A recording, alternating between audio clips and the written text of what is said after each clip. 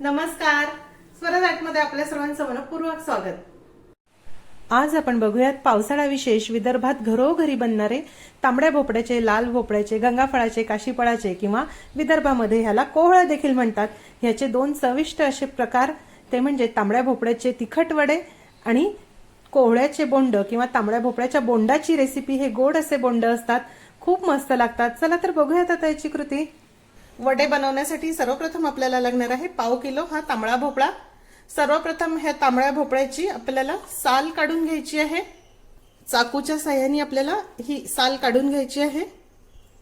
भोपळा मी आधीच धुवून घेतला होता। हे बघा, या प्रकारे वरचे वर ही साल काढून घ्या। इथे किसणीवर आता आपल्याला हा भोपळा किसून घ्यायचा आहे। तांबड्या भोपळ्याचे घारगे किंवा बोंड आपण नेहमीच बनवतो, पण हे वडे देखील करून बघा, खूप मस्त लागतात।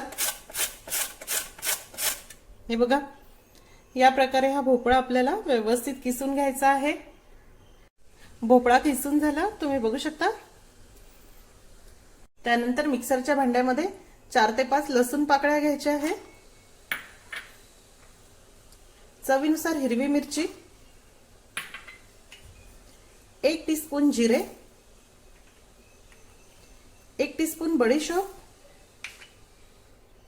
1 टीस्पून अख्खे धणे घेणार आहे आणि पाणी न घालता हे वाटून घ्यायचं आहे। थोडी ओबळधोबळ पेस्ट केली तरी चालेल, दाताखाली खूप छान वाटतात हे सर्व मसाले वाटून झाले। आता आपल्याला ही पेस्ट भोपळ्यामध्ये घालायची आहे। त्यानंतर यामध्ये 1 टेबलस्पून पांढरे तीळ घालणार आहे, चिमूटभर हळद, चिमूटभर हिंग,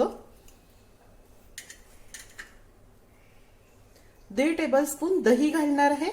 खूप आंबट नाही, ताजं असं दही घाला, ह्यानी वडे खूप छान होतात, पोकळ असे। चवीनुसार मीठ घालूया।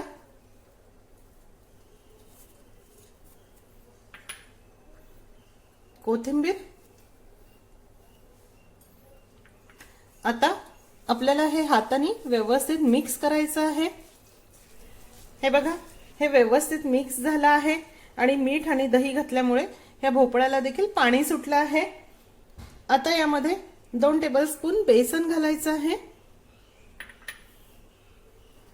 आणि हे 1 वाटी तांदळाचं पीठ आहे।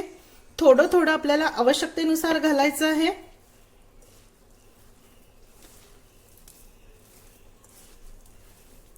यामध्ये सहज मावेल असं पीठ आपल्याला घालायचं आहे। शक्यतो पाणी घालू नका, पण पीठ एखाद्या वेळी जर जास्त पडलं तर मग पाण्याचा हात लावावा लागू शकतो। हे व्यवस्थित बाइंड देखील व्हायला हवं। हाताने या प्रकारे असं दाबून आपल्याला हे मळायचं आहे। हे बघा, थोडं थोडं पीठ घालत जा।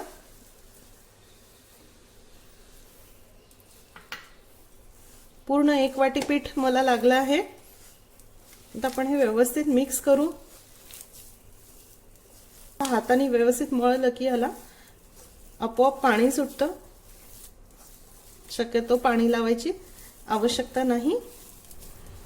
हे बघा, हे व्यवस्थित मळून झालं आणि अगदी मऊ आहे, असं सॉफ्ट झालं आहे। याला पाणी वगैरे लावायची आवश्यकता पडली नाही। भोपळ्याच्या ओलसरपणामुळेच हे व्यवस्थित भिजलं आहे। तांदूळाचं पीठ तेवढंच घाला जेवढं यामध्ये बसेल। आता आपल्याला लगेचच हे वडे तळायला घ्यायचे आहे। तुम्ही हे जर जास्त वेळासाठी भिजवून ठेवलं तर हे अजून सैल होत जातं, मग आणखी पीठ त्यामध्ये ऍड करावं लागतं। त्यामुळे लगेचच तळायला घेऊया। आता आपण वडे थापून घेऊ। त्यासाठी पाण्याने हात ओला करूया आणि यातील मिश्रणाचा थोडा गोळा घेऊ। तुम्हाला लहान मोठे कशा आकाराचे वडे हवे त्यानुसार हे घ्या। इथे ही प्लास्टिकची पिशवी मी वापरणार आहे। यावर आपल्याला थोड्या पाण्याचा हात लावून हे थापून घ्यायचे आहे। या प्रकारे एकसारखा वडा थापून घ्या। पीठ बघा, खूप घट्ट कोरडं नाही, पण खूप सैल देखील नाही, व्यवस्थित आहे। पीठ खूप घट्ट वाटलं तर पाण्याचा हात लावा आणि सैल वाटलं तर थोडं तांदळाचं पीठ त्यामध्ये मिक्स करा। किंचित जाडसर असे हे वडे आपल्याला थापायचे आहे। हे बघा, या प्रकारे वडे तळण्यासाठी ते तेल गरम करायला ठेवलं आहे। त्यामध्ये आता आपल्याला हा वडा घालायचा आहे। कागदाचा व्यवस्थित सोडवून घ्या आणि घाला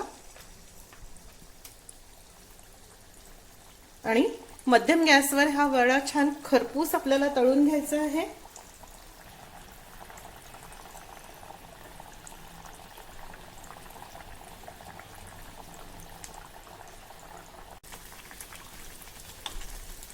हे बघा, हा वडा जसा तळला जातो आहे तसा तो हळूहळू वरती येतोय। त्याची बाजू अशी फिरवत राहा। बघा, वडा किती मस्त फुगला आहे। आता याची साइड टर्न करून घेऊ। मंद गॅसवर आता अगदी खरपूस आपल्याला हा वडा तळून घ्यायचा आहे। वडा थोडा वरती आल्यानंतर गॅसची फ्लेम कमी केली तरी चालेल। मंद गॅसवर तळा म्हणजे छान खमंग होतील। तुम्हाला जास्त प्रमाणामध्ये वडे बनवायचे असतील आणि कढई मोठी असेल, तेल जास्त असेल तर तुम्ही एका वेळी 2-2, 3-3 वडे देखील तळू शकता। वडा अगदी खमंग तळून झाला। आता आपण तो काढून घेऊया। थोडंसं तेल निथळवून घेऊ आणि वडा काढून घेऊ। उरलेले सर्व वडे मी याच प्रकारे तळून घेते आहे। वडा टाकताना गॅसची फ्लेम मध्यम ते मोठी ठेवा आणि हा वडा तळून थोडा वरती आल्यानंतर आपल्याला फ्लेम मध्यम ते मंद करायची आहे। तेव्हाच वडे छान खरपूस होतील। अतिशय चविष्ट, खमंग आणि कुरकुरीत असे लाल भोपळ्याचे वडे तयार। तुम्ही बघू शकता याचं टेक्स्चर। हे बघा, वरती छान कुरकुरीत आहे आणि आतमध्ये मी तुम्हाला हा वडा फोडून दाखवते। हे बघा, छान पोकळ आणि हलके असे हे वडे आहे। आतमध्ये अगदी लुसलुशीत आहे। भोपळ्याचे हे वडे तुम्ही गरमागरमच ताज्या दह्याबरोबर, टोमॅटो सॉस बरोबर, हिरव्या चटणी बरोबर खा। अप्रतिम लागतात। अगदी काही नसेल तर असे जरी खाल्ले तरी खूप छान लागतात। या प्रकारे तांबड्या भोपळ्याचे किंवा लाल भोपळ्याचे वडे तुम्ही नक्की करून बघा। त्यानंतर आपण याचे बोंड बनवून घेऊ। बोंड बनवण्यासाठी आपल्याला लागणार आहे 1.5 कप हा किसलेला भोपळा। अगदी गच्च दाबून मी हा भोपळा मोजून घेतला आहे। सर्वप्रथम कुकरमध्ये आपण 1 टेबलस्पून साजूक तूप घालूया। साजूक तूप घातल्यामुळे हे बोंड छान हलके आणि जाळीदार होतात। हे तूप गरम झालं की त्यामध्ये अर्धा टेबलस्पून खसखस घालूया। हे बघा, खसखस तडतडली की लगेचच त्यामध्ये किसलेला कोवळा,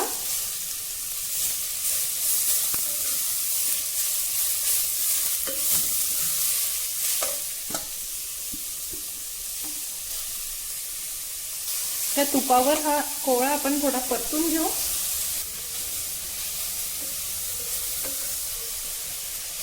अगदी अर्धा मिनिटासाठी मंद गॅसवर ही व्यवस्थित परतून घ्या। आता या 1.5 कप कोवळ्यासाठी साधारण अर्धा कप पाणी मी घालणार आहे। पाणी अगदी खूप देखील घालू नका। हा कोवळा अगदी पटकन शिजतो, फार वेळ लागत नाही। झाकण बंद करू आणि मध्यम गॅसवर याच्या 2 शिट्या काढायच्या आहे। हे बघा, भोपळा मऊ शिजला आहे। आता आपण याला असं या प्रकारे घोटून घेऊ।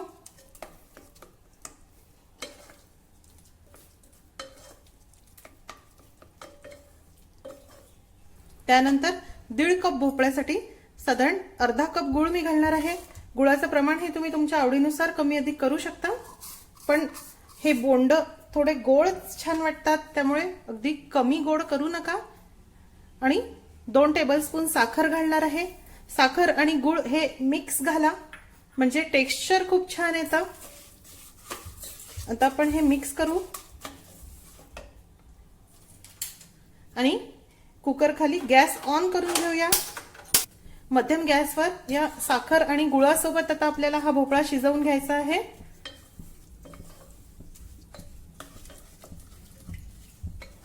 कुकरमध्ये शिजवलं की अगदी पटकन भोपळा शिजतो। तुम्ही बघू शकता गूळ साखर यामध्ये व्यवस्थित मिक्स झाली आणि हे मिश्रण थोडं शिजलं देखील। हे बघा ह्याचा रंग देखील बदलला आहे। आता आपण गॅस बंद करूया। शेवटी यामध्ये थोडी वेलची पूड घालूया, मिक्स करू।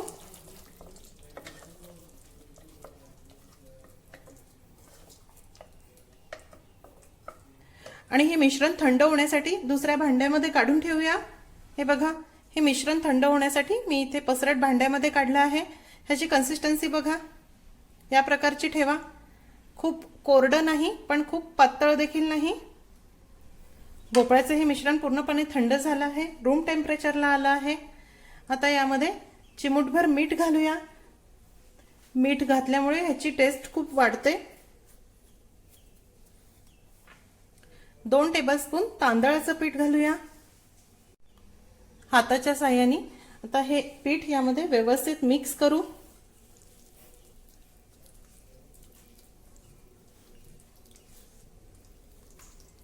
आता यामध्ये सहज मावेल एवढं गव्हाचं पीठ आपल्याला घालायचं आहे। मी अर्धा कप गव्हाचं पीठ घेतलं आहे। थोडं थोडं पीठ घाला आणि या प्रकारे मिक्स करत जा। अगदी घट्ट व्हायला नको, त्यामुळे थोडं थोडं पीठ घाला। भोपळ्यानुसार हे गव्हाचं पिठाचं प्रमाण थोडं बदलू शकतं, म्हणजे मिश्रण किती सैलसर आहे त्यानुसार हे पिठाचं प्रमाण बदलतं। हे बघा इथे मला अर्धा कप हे गव्हाचं पीठ लागलं आहे, म्हणजे 1.5 कप भोपळ्याला साधारण अर्धा कप गव्हाचं पीठ आणि 2 टेबलस्पून तांदळाचं पीठ।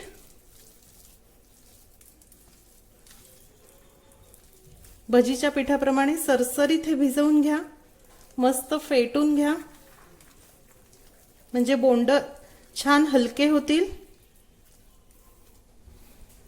हे बघा हे मी व्यवस्थित फेटून घेतलं। ह्याची कन्सिस्टन्सी बघा, अगदी सहज बोंड घालता येतील या प्रकारे आहे। भजीच्या पिठाप्रमाणे सरसरीत आहे।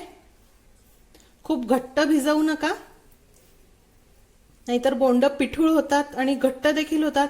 आपल्याला यामध्ये सोडा वगैरे काही घालायचा नाही, फक्त या भोपळ्याच्या मिश्रणात मावेल ह्या प्रकारे कणिक घाला। वरनं पाणी देखील घालायची आवश्यकता नाही, यात भिजेल एवढीच कणिक वापरायची आहे। बोंड तळण्यासाठी इथे मी तेल गरम करायला ठेवलं आहे। तेल मध्यम गरम झालं की आता आपण यामध्ये बोंड सोडून घेऊया। त्यासाठी एका भांड्यामध्ये पाणी घेऊन पाण्याने हात ओला करून घ्यावा आणि यातील थोडं थोडं सारण घेऊन या प्रकारे हाताने तेलामध्ये बोंड सोडावे। ओलसर हाताने बोंड सोडा।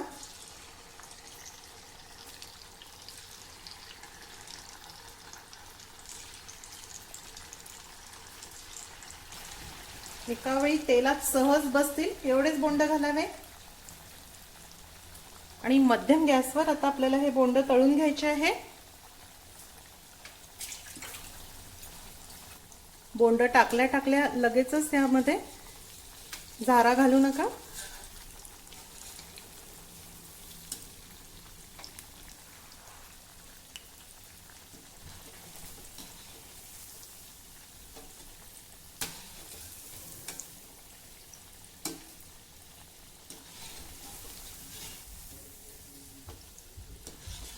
बघा किती सुरेख रंग या बोंडांना आला आणि मस्त फुलले देखील।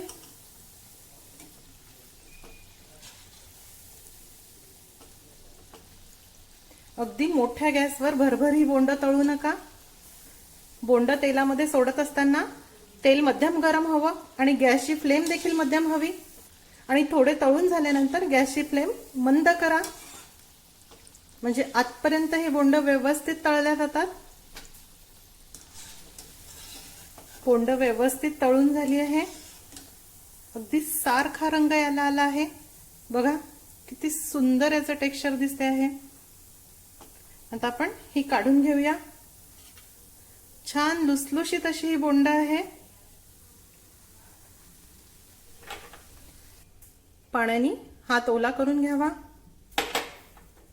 आणि बोंड आपण तेलामध्ये सोडूया.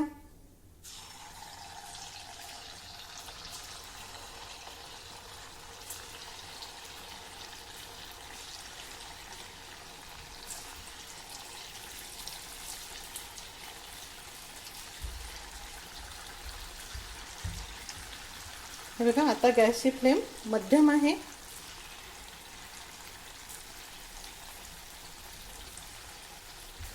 एका वेळी तेलात सहज मावतील एवढेच बोंड घालावे.